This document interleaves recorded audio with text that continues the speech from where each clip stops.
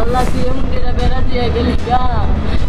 মুন্সিগঞ্জের চরাঞ্চলে ডাকাতির নাটক সাজিয়ে পূর্বশত্রু যুবক ছানামাঝিকে ডেকে এনে পিটিয়ে হত্যা করেছে প্রতিপক্ষ।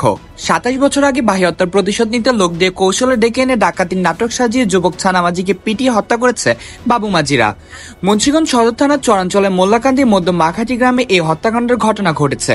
সদর থানার ভারপ্রাপ্ত কর্মকর্তা সাইফুল আলম জানান, ৫ আগস্টের পট পরিবর্তনের পর সাবেক এমপি অ্যাডভোকেট মৃণালকান্তি দাসের অনুসারী ছানামাঝি এবং তার আরও ৭ ভাই নিজ গ্রাম ছেড়ে বিভিন্ন জায়গায় আশ্রয় গ্রহণ করেন।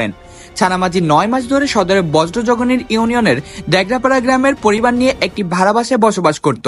বৃহস্পতিবার বেলা ৩টার দিকে তার পূর্ব পরিচিত স্বাধীন নামের এক ব্যক্তি তাকে ডেকে নিয়ে যায়। তারপরই নিখোঁজ হয় ছানামাঝি।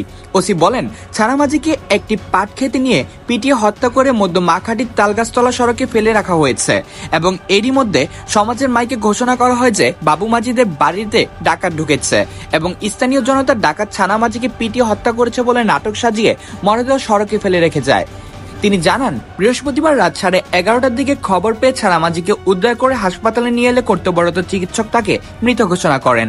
ছানার রক্তাক্ত দেহের সাথে একটি একনালা শটগান ও 2 রাউন্ড কার্তুজ পাওয়া গেছে। তিনি বলেন, ১৯৯৮ সালে একই এলাকার বাবু মাঝির ভাই সিপন মাঝি হত্যা মামলার আসামি ছিল ছানামাঝি ও তার ভাইয়েরা। দীর্ঘদিন জেল হাজতে থেকে মামলা থেকে নিষ্কৃত পান ছানামাঝিরা। এরপরই বাবু মাঝি ভাই হত্যার প্রতিশোধ নিতে ছানামাঝিকে কৌশলে ডেকে এনে পিটিয়ে হত্যা করে। ওসি জানান, এই ঘটনায় এখনো কাউকে আটক করা সম্ভব হয়নি, তবে অপরাধীদের আইনের আওতায় আনতে কাজ করছেন তারা। এই হত্যাকাণ্ডে মামলা প্রক্রিয়াধীন রয়েছে বলে জানান ওসি। ছানামাঝির স্ত্রী ৩ সন্তানের জননী ফাতেমা বেগম স্বামী হত্যার বিচার দাবি করেন। আমার আরেকটা ভাই আছে, ওরা সবাই মিল্লা আর অনেকে আসছিল। আমার স্বামীরে নৃশংসভাবে যেমন কোপাইছে, যেরকম বাইরেছে, যেরকম মনে করেন গুলি করছে, আমার স্বামীরে ওরা কুত্তার মতো মারছে।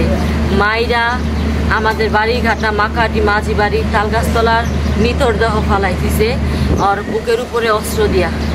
আমার স্বামীরে পরিকল্পিতভাবে বাবু মাঝি মারছে, হাতে পায়ের রক সব ছাড়াই দিছে। আমি এই হত্যার বিচার চাই।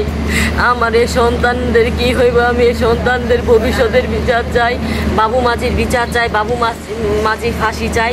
বাবু মাঝির সাথে যারা যারা এই ঘটনায় জড়িত তাদের সকলকে আমি ফাঁসি চাই। আমি আইনের আওতায় দেখতে চাই। আমি আইনের আওতায় দেখতে চাই। কামরুল হাসান সাফিন, মুন্সিগঞ্জ টিভি।